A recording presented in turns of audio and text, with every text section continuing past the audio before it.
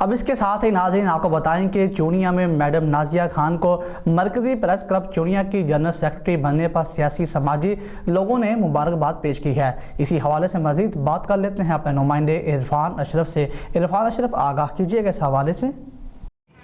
جی بالکل، میڈم نازیہ خان کو مرکزی پریس کلب چونیا کی جنرل سیکرٹری بننے پر سیاسی سماجی لوگوں میں سے مرکزی پریس کلب کے سرپرست اعلیٰ چودھری ندیم اشرف جٹ، مرکزی پریس کلب کے صدر چودھری فیاض احمد گڈو، مرکزی پریس کلب کے نائب صدر عرفان اشرف، روزنامہ نوائی وقت رزاق شہید پریس کلب کے بانی علی رضا راجو،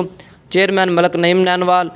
غلام سرور پپو، سردار پرویز مبا، عامر ریاض، رانا خالد، اینکر پرسن میڈم آمنہ فاروق، سینئر کلرک اکرم شاکر، قاضی محمد افضل، چودھری خالد، مزدور یونین کے صدر چودھری کرامت علی جٹ، وکاس پٹی اور مرکزی پریس کلب کے بانی محمد اشرف مولا نے بھی میڈم نازیہ خان کو مٹھائی کے ساتھ ساتھ مالا پہنا کر مبارکباد پیش کی۔ تمام ممبران نے میڈم نازیہ خان کو عوامی مسائل اجاگر کرنے اور اپنے فرض شناسائی کو نیک نیتی سے نبھانے کی تلقین کی۔ آخر میں میڈم نازیہ خان نے مرکزی پریس کلب کی جنرل سیکرٹری بننے پر تمام صحافی ممبران کا شکریہ ادا کیا۔ جی